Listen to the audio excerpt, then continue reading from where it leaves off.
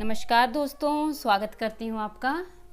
बहुत समय पहले की बात है। किसी गांव में दो भाई रहते थे। दोनों बहुत झगड़ालू और कंजूस थे। इसी तरह उनकी पत्नियां भी थीं। जब तक उनके पिता जिंदा रहे, मजबूरी में उन्हें साथ रहना पड़ा। पिता के मरते ही दोनों में बंटवारे को लेकर झगड़े होने लगे। पर बूढ़ी माँ की किसी को कोई ज़रूरत नहीं थी। बड़ा कहता माँ छोटे के साथ रहेगी, छोटा कहता बड़े के पास। कोई भी माँ की जिम्मेदारी नहीं उठाना चाहता था। जब बंटवारा ना हो सका तो वे दोनों सरपंच के पास पहुँचे। सरपंच बुद्धिमान था। उसने पंचों के साथ मिलकर एक युक्ति निकाली। उसने दोनों भाइयों में सभी चीज़ों को बराबर बांट दिया। आखिर में बची माँ। तब उसने कहा, माताजी, आपके पति आपके बेटों के स्वार्थी स्वभाव को अच्छे से जानते थे, इसलिए आपके भरण पोषण के लिए भी वह व्यवस्था करके गए हैं।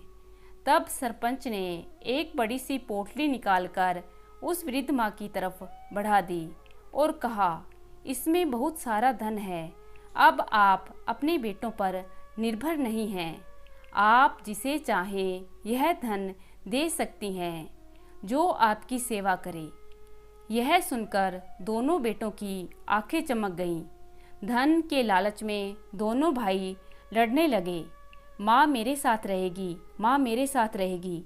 सरपंच ने वृद्धा माँ से पूछा, माँ बताओ तुम्हारी क्या इच्छा है। माँ बोली, मैं जानती हूँ यह मेरी पोटली के लिए लड़ रहे हैं। सरपंच बोला, फिर एक काम करते हैं, तुम दोनों के साथ रहो। जो तुम्हारी ज़्यादा अच्छे से सेवा करे उसे पोटली दे देना। और यह निर्णय लिया कि दिन के समय माँ छोटे बेटे के साथ और रात को बड़े के पास रहेगी। 1 महीने बाद हम तुम्हारी माँ से पूछेंगे कि वह किसके साथ रहना चाहती है। दोनों बेटों ने इस बात को स्वीकार कर लिया। घर जाकर दोनों भाइयों ने यह बात अपनी अपनी पत्नियों को बताई और उन्हें समझा दिया कि कुछ भी करो, माँ के मुँह से यही निकलना चाहिए कि वह मेरे साथ रहना चाहती है।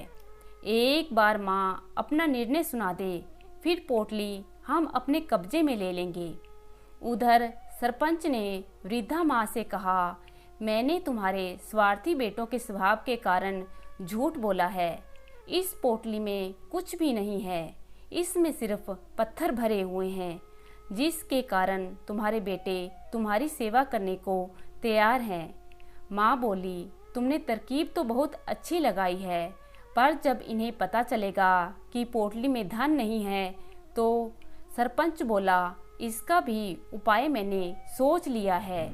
कुछ दिनों बाद आप शोर मचा देना कि आपकी पोटली किसी ने चोरी कर ली है, बाकी मैं संभाल लूँगा। अब माँ दिन में छोटे बेटे के साथ और रात को बड़े के साथ रहती और दोनों बहुएं उसकी बहुत सेवा करती, सिर्फ और सिर्फ पोटली के लिए।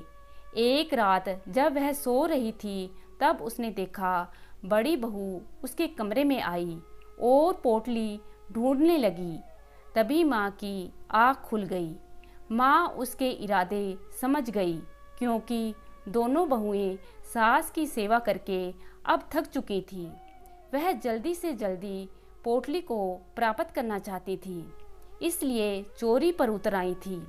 माँ ने सोचा, अब ज़्यादा देर तक यह भेद छुपा कर नहीं रखा जा सकता, इसलिए माँ ने शोर मचा दिया कि उसकी पोटली चोरी हो गई है। दोनों बेटों ने एक दूसरे पर शक किया और झगड़ते हुए सरपंच के पास पहुँचे। सरपंच ने पूछा, सच सच बताओ, तुम दोनों में से किसने पोटली चुराई है। दोनों बेटे एक दूसरे पर इल्ज़ाम लगाते रहे, लेकिन सरपंच और सभी पंचों ने आपस में यह सलाह की और कहा, जब तक तुम सच नहीं बता देते तब तक तुम्हारी आधी ज़मीन पंचायत के पास रहेगी। इससे जो आमदनी होगी वह तुम्हारी माँ को मिलेगी। दोनों ने फैसले का विरोध किया, पर पंचायत के आगे उनकी एक न चली। सरपंच चाहता तो पहले भी माँ को ज़मीन दे सकता था, पर उसे डर था कि दोनों भाई इस फैसले को नहीं मानेंगे। पर अब सारा गांव उनके विरुद्ध था, इसलिए उन्हें यह फैसला मानना ही पड़ा। अब कुल ज़मीन में आधा हिस्सा दोनों भाइयों का था और आधा माँ का। पंचायत ने साथ ही साथ यह घोषणा की कि माँ जिसे भी चाहे अपनी ज़मीन दे सकती है। भाइयों का लालच उन्हें ले डूबा, ना तो उन्हें पोटली मिली और ज़मीन भी हाथ से जाती रही। सारा गांव सरपंच के इस अनोखे बंटवारे पर बहुत खुश था और इस फैसले की पूरे गांव में बहुत प्रशंसा हुई। तो दोस्तों, आशा करती हूँ कि आज की कहानी आप पसंद करेंगे। अच्छी लगे तो लाइक करना मत भूलिएगा। धन्यवाद।